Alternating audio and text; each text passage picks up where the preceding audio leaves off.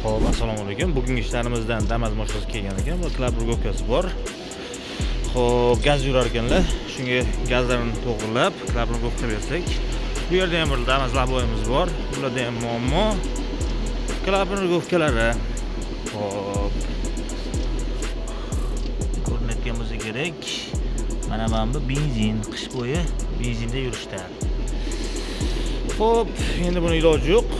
Bularda mana bu klapni qilishga olib qolgandek qarasak, mana bu saqich bo'lib ketgan. Bu nima hisobi? Bu benzin.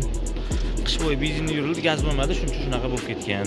Endi egalarga maslahat, shu moyani tez almashtirib tursalar, o'zi tozalanib ketadi. Boshqa iloji yo'q. Bu yerda legendarniy Nexia 1 mashinamiz.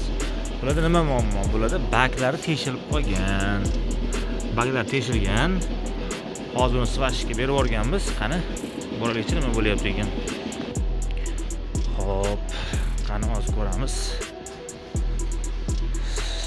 Baklarni yechib olgandik. Mana svashga ekanmiz.